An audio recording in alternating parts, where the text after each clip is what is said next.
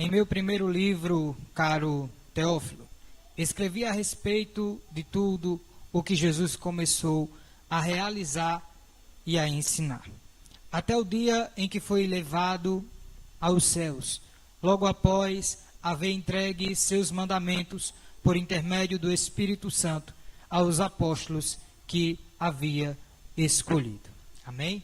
Pode tomar o seu assento, mas permaneça com sua Bíblia aberta. Amém? Irmãos, vou ser bem breve. A Bíblia ela nos fala que Jesus, ele fazia, mas ele também ensinava. É o tipo de pessoa que não quer aquilo que Deus lhe deu só para si, mas ela quer transbordar na vida de outras pessoas.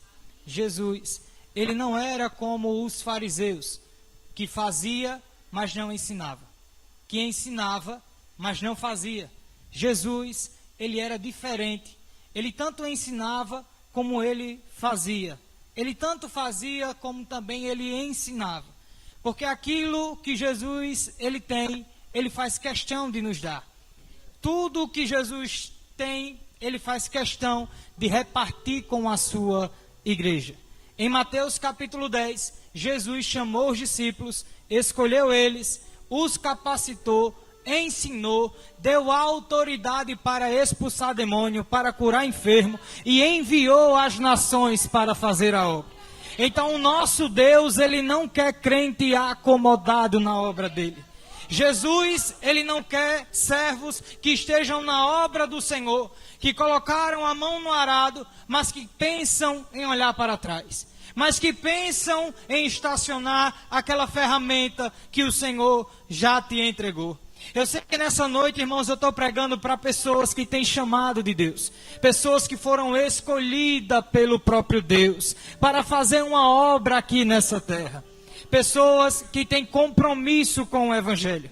E por esse compromisso que você tem com a palavra, o Senhor faz questão de cumprir aquilo que Ele já prometeu que iria fazer na sua vida. Você tenta correr, você tenta enganar, você tenta até tapear, mas não tem como esconder aquilo que Deus já entregou nas suas mãos. Não tem como você pegar aquilo que o Senhor já te entregou e você enterrar. E você colocar no canto e dizer, eu não quero mais pregar a palavra. Eu não quero mais louvar ao Senhor. Eu não quero mais o cargo, a posição. Não quero mais estar ali. Mas é tão grande, é tão ardoroso aquilo que Deus colocou na sua mente e no seu coração. A palavra que Ele já te entregou. Os hinos que Ele já colocou no seu coração. É tão difícil você conseguir tirar, que mesmo que você tentasse arrancar de dentro de você, você não iria conseguir. É por isso que em Jeremias capítulo 18, versículo 18, disseram, intentamos agora contra a vida de Jeremias, porque não conseguimos parar o profeta. Não tem como arrancar a profecia da vida do profeta. Não tem como arrancar a palavra de sabedoria do sábio. Mas vamos matar ele para ver se a gente tenta impedir o que Deus tem para fazer na vida dele. Vamos tentar matar ele para ver se a gente tenta acabar aquilo que Deus começou a fazer na vida dele.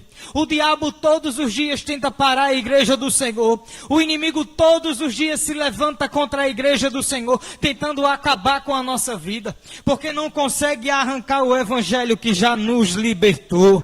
Não consegue arrancar a promessa que o Senhor Jesus já nos fez. O Senhor Jesus, ele prometeu que iria preparar lugar para nós. João capítulo 14, ele disse, se não fosse assim eu já não vos teria dito, vou preparar-vos lugar. E se eu for, eu voltarei outra vez. Para quê, irmão Jonathan? Para onde Jesus estiver, a gente esteja com Ele também. O que Jesus ele tem, Ele reparte com a sua igreja. O que Jesus ele tem, Ele entrega à sua igreja. Ele reparte. A um Ele chamou como pastores, a outro como mestre, a outros como os apóstolos. Ele vai repartindo conforme o querer dele. A Bíblia nos fala que é o Espírito Santo de Deus que opera tudo em todos, conforme o querer do nosso Senhor Jesus. Jesus olha para a sua amada igreja, vê a necessidade de fazer algo para que o povo venha ficar avivado, para que o povo se volte para Ele, volte a orar, volte a buscar. É por isso que Deus levanta profeta na terra para falar com a igreja dele. É por isso que Deus levanta missionários para ir buscar os que estão caídos, os que estão perdidos. É por isso que o Senhor Jesus, Ele não larga a mão da igreja dele, porque quando a igreja pensa que está fraca, é aí que a igreja está forte. Quando a igreja pensa que vai parar, Jesus chega, toca no ombro direito e diz: levante, tenha bom ânimo, eu sou o que é, que era e o que há de vir. Eu sou o primeiro e o último, o alfa e o ômega, o princípio e o fim. Eu estive morto, mas eis que eu estou vivo para todo o sempre. Quando a igreja do Senhor pensa que vai parar, Jesus chega dizendo: avance, marche, vá em direção ao propósito que eu já lhe entreguei. Às vezes, a gente pensa que a gente pode interferir naquilo que Deus Ele tem para fazer em nossas vidas. E a gente quer muitas das vezes dizer para o Senhor: olha, Senhor, eu quero ir para tal canto pregar lá. Senhor, eu quero ir para tal cidade e morar lá. Senhor, eu quero ir para tal lugar fazer a tua obra lá. A gente se esquece que foi o próprio Espírito Santo que impediu Paulo de pregar na Ásia. Foi o próprio Espírito Santo que olhou para Paulo e disse: Paulo, você não vai pregar na Ásia. Enquanto ele estava, irmãos, orando, enquanto ele estava ali na vida dele cotidiana, ele teve uma visão. A Bíblia nos fala que ele viu um varão da Macedônia em pé, olhando para ele e dizendo: Paulo, passa a Macedônia e nos ajuda, Paulo. Quando Paulo se dispôs a ir para a Macedônia, chegou à primeira cidade chamada Filipos. Enquanto ele pregava nas ruas, uma mulher que tinha um espírito de adivinhação se chegou até ele e olhava para ele, olhava para Silas e dizia: verdadeiramente esses homens são servos do Deus Altíssimo. Enquanto Paulo olhava para aquela mulher, a mulher todos os dias falando que ele servia ao Senhor Jesus. Não tem nada de errado nisso. A questão é que o inimigo ainda usa os seus para enganar os filhos de Deus. A questão é que a Bíblia nos fala, irmãos, que se possível o diabo ele se transfigura até em anjo de luz para enganar os próprios escolhidos. É por isso que a igreja do Senhor tem que andar atenta na presença de Deus. Não é porque alguém fica lhe elogiando que você tem que acolher esses elogios. Paulo olhou para a mulher e disse para o espírito imundo que estava na vida dela, e mandou aquele espírito sair dela em nome de Jesus. O espírito saiu. Paulo agora vai ser açoitado, vai ser humilhado, vai ser xingado em praça pública. Enquanto Paulo está sendo humilhado, ele vai ser levado para a prisão. A Bíblia diz que mandaram o carcereiro guardar ele na prisão. Mas quando eu leio a Bíblia, eu entendo que aquele homem não pegou Paulo e Silas de qualquer jeito e os colocou lá como se fossem pessoas de sua família. Mas a Bíblia nos fala que ele jogou eles lá dentro da prisão, como se faz com animais por aí, coisa que não era para ser feito. Olharam para Paulo, para Silas, desprezaram Paulo e Silas. Mas por volta de meia-noite, no capítulo 16 de Atos, versículo 25, a Bíblia nos diz que por volta de meia-noite, enquanto Paulo e Silas oravam e cantavam hinos ao Senhor, Deus estremeceu o cárcere da prisão, estremeceu todos os alicerces daquela prisão, e todos os presos foram soltos. Enquanto os presos estavam saindo, o carcereiro puxou uma espada para se matar. Mas o propósito que Deus tem, irmãos, é tanto na vida do depressivo como na vida, irmãos, daquele que vive na crise de ansiedade. Quando Deus, irmãos, Ele quer fazer na vida de alguém crise de ansiedade, crise do pânico, depressão, tem que sumir diante da presença do Senhor.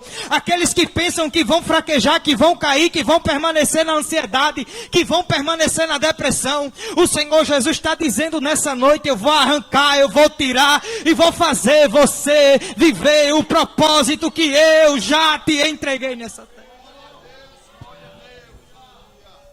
O homem puxou a espada e pensou em se matar, porque ele sabia que se ele deixasse os presos sair, ele iria morrer. Mas no momento em que Paulo sai de dentro da cela, ele olhou para o homem e disse: não faça isso. No momento em que ele impede o homem chega para ele e diz: o que é necessário para eu ser salvo? Aquele homem, ele já queria estar diante da presença de Jesus, mas tinha algo que impedia ele de aceitar o nosso Senhor Jesus como Salvador.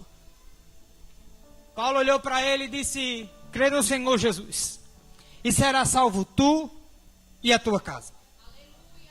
A família daquele homem foi alcançada pelo poder da graça que estava na vida de Paulo. Enquanto, irmãos, muitos por aí pensam em enterrar o chamado, porque alguém falou mal, porque alguém caluniou, porque alguém difamou, porque as lutas se levantaram, porque não tem como mais prosseguir diante da presença do Senhor, irmão Jonathan, com uma luta tão grande desse jeito. Aí Paulo e Silas estavam lá, todo machucado, dentro da prisão, mas não parava nem de orar e nem de adorar Jesus dentro da prisão. É no meio do vale, é no meio da tormenta que você vai descobrir quem é o seu Deus. É no meio do vale que você vai descobrir que o teu Deus coloca diante de você um exército de pé para guerrear. Cheio de quê, irmão Jonathan? Cheio do Espírito Santo para batalhar diante da presença dele. Se Deus quiser pegar você e levantar hoje, ele levanta. Se Deus quiser pegar você hoje do jeito que você está, caído em pecado, em falha diante da presença de Deus, e querer te levantar, ele faz, porque ele é poderoso e ele faz abundantemente. Mas do que a gente pensa, eu imagino, o nosso Deus, ele pode fazer. Se Deus hoje resolver descer aqui no bairro Brasília, na rua Bela Vista, olhar para mim e para você e dizer: hoje vou levantar um exército naquela igreja cheia do meu Espírito, o Senhor Jesus vai começar a movimentar neste lugar, o Espírito Santo vai começar a encher pessoas neste lugar, vai ter línguas repartidas como que de fogo, vai ter pessoas sendo batizadas com o Espírito Santo, vai ter pessoas entendendo o que Jesus está falando nessa noite, que Ele quer uma geração cheia do Espírito dEle, não que seja como um sepulcro caiado, que por fora é bonito, mas por dentro está morto, não que tenha um nome que está vivo, mas está morto, mas que sejam pessoas cheias do Espírito Santo, para pregar e anunciar que Jesus Cristo é o Senhor. Vai lá e assume de calavas.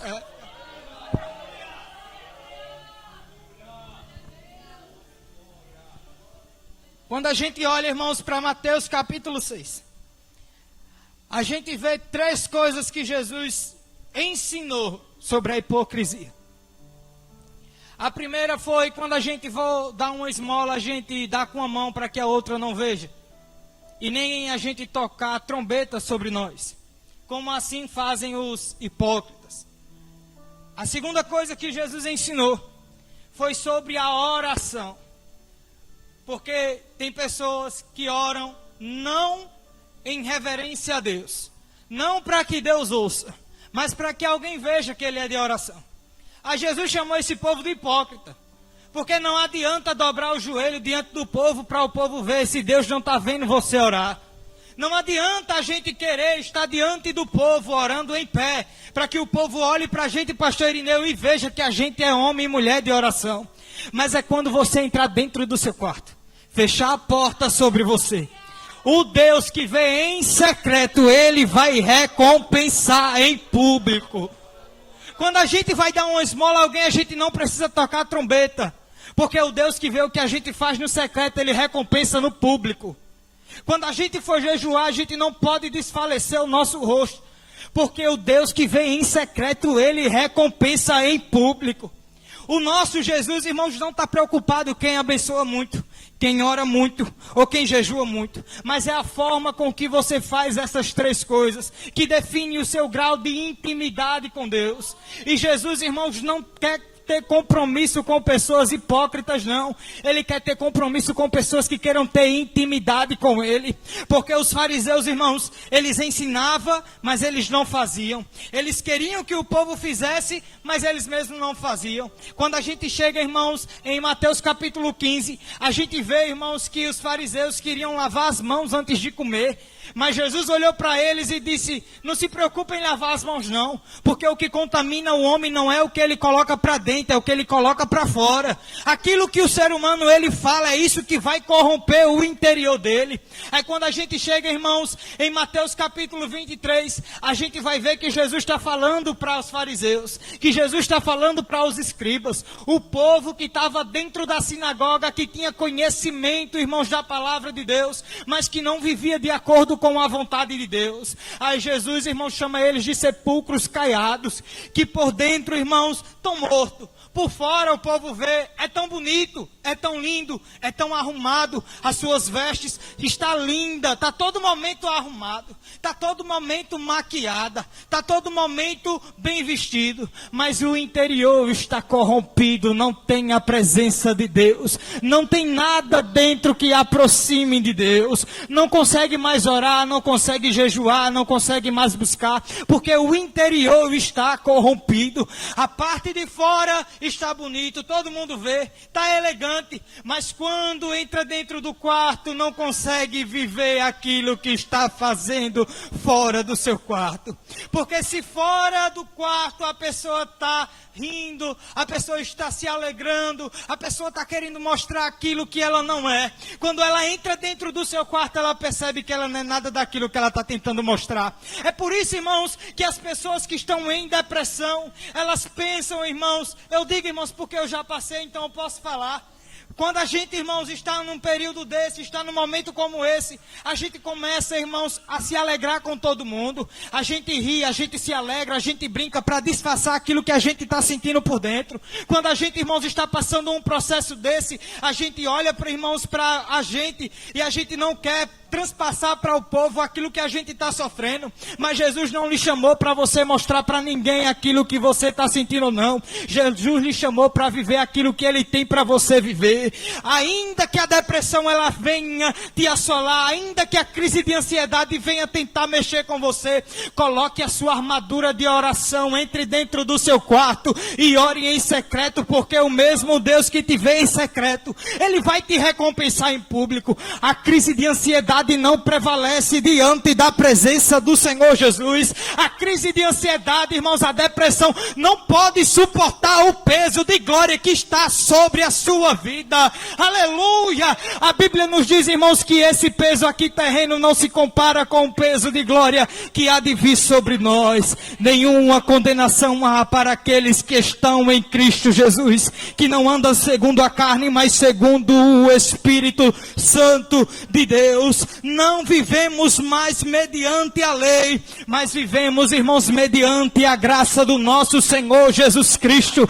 Ela já foi liberada sobre a minha vida, sobre a sua vida. Enquanto, irmãos, tiver alguém que esteja disposto a entregar a sua vida inteiramente para Jesus, ainda que tenha algum problema para resolver, não se preocupe, Jesus, Ele resolve o problema. Jesus, Ele ajusta a sua vida. Jesus, Ele coloca você no centro do propósito. Tem gente, irmãos, que diz, se eu não quiser fazer nada, Deus não vai fazer na minha vida. Se engana, porque quando Deus, irmãos, Ele quer fazer na vida de alguém, Ele faz você entrar no meio do processo e você vai ter que viver o propósito que Deus tem para minha e para a sua vida. Porque você pode achar que você manda no seu próprio nariz, você pode pensar que você é mais que Deus, você pode pensar que você é maior que Ele, você pode pensar que você é maior que a promessa que Ele já te fez, você pode pensar que você manda em você mesmo, mas se engana. Porque quando Deus, irmãos, Ele quer fazer na minha e na sua vida, Ele faz. Ele pegou um homem chamado Pedro, que negou Ele, irmãos, 3 vezes, olhou para ele e disse, Pedro, apacenta as minhas ovelhas.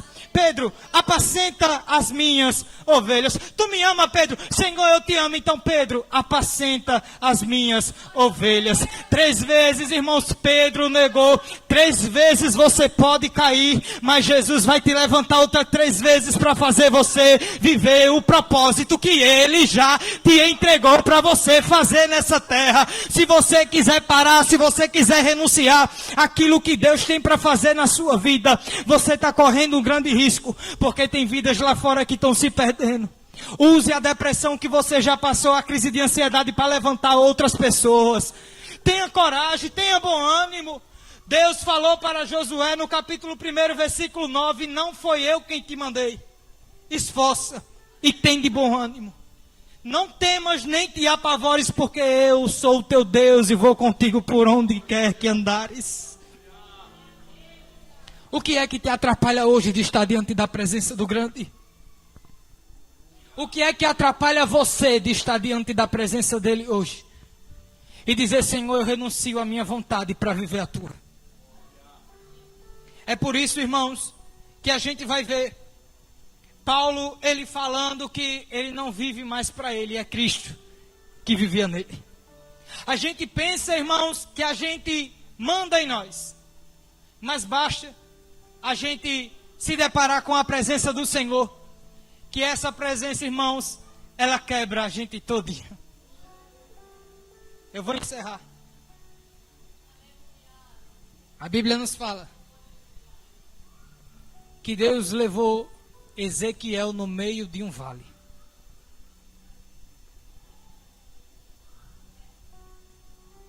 Fez ele rodear o vale.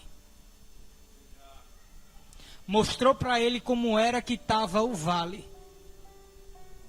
E disse para ele, Ezequiel, agora profetiza sobre esses ossos. Sabe o que é isso, irmão? Quando eu e você pensa que vai correr do chamado que Deus tem na minha e na sua vida, Deus coloca a gente no meio do vale. Faz a gente arrodear a situação.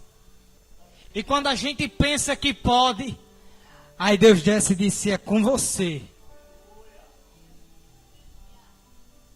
Quando a gente diz, Senhor, eu posso fazer, é o Senhor, então faça, que eu quero ver se você pode. Ezequiel olhou para ele e disse, eu não tenho capacidade, Senhor, só o Senhor mesmo pode fazer. Senhor, manda esses ossos reviver, porque eu não tenho capacidade. Você não tem capacidade, você não tem nada. Foi Jesus que te alcançou aonde você estava, te levantou, te capacitou, te deu unção, te deu um nome, te deu identidade, te deu uma família, te colocou em um propósito, te deu um trabalho, te deu uma casa, te deu um carro, te deu uma moto. Ele fez na minha e na sua vida. Se não fosse o Senhor Jesus, ora, diga Israel, os homens já teriam nos devorados vivos, mas o laço quebrou e nós escapamos. Se não fosse o Senhor, irmãos, a gente não estava aqui nessa noite. Então adore a Ele, glorifica a Ele, porque enquanto você adora, Jesus se manifesta no meio do povo. Vai a lava, suri de calava, sévia. Alamante, ok, a seve, raia lá, pronto, decaia, sévia. Ei, Kenyanto Vassúria. Ah, Jesus. Pode ficar de pé, irmãos, em nome de Jesus nessa noite. Mas fique de pé adorando a Deus. Fique de pé glorificando a Ele, irmãos. Eu quero entregar o microfone, como assim o pastor me pediu, mas eu estou sentindo a graça do Senhor Jesus aqui. E eu não vou pedir para você dar glória não, mas se você quiser dar glória e adorar aquele que fez tudo na sua vida, adore a Ele, glorifique a Ele, porque enquanto você glorifica, Jesus vai renovar o seu interior, vai tirar aquilo que é velho, vai colocar um vinho novo sobre você, aquilo que estava velho, que estava emperrado, que estava enferrujado, Jesus vai arrancar, Jesus vai tirar. Jesus está te chamando nessa noite para ter intimidade com Ele, para você renunciar às suas vontades. Não é a sua própria vontade que te coloca de pé, é a graça do nosso Senhor Jesus Cristo que nos coloca de pé dia e noite. O salmista disse, deitei e dormi e me levantei, porque Deus me sustentou. É a graça que sustenta, é o poder de Deus que nos sustenta, é a graça do Senhor Jesus que nos levanta. Então adore a Ele, glorifique a Ele, exalte a Ele nessa noite. Eu vou dar 1 minuto para você adorar Ele, para você glorificar Ele. Enquanto você adora, enquanto você glorifica, Jesus vai trabalhar, Jesus vai curar, Jesus vai libertar neste lugar, Jesus vai batizar com o Espírito Santo dele. Eu creio dessa forma, porque Deus ainda não mudou. Adore a Ele nessa noite. Eu quero ouvir a voz dos irmãos, glorifique a Ele nessa noite.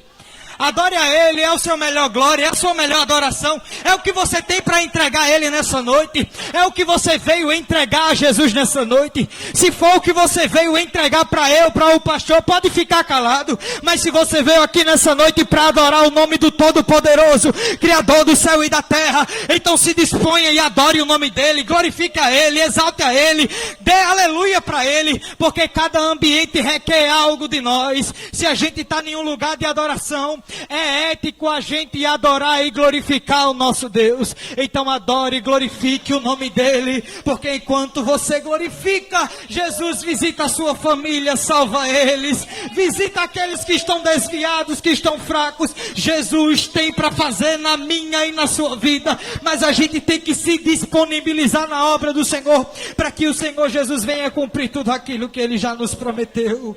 Aleluia, Jesus.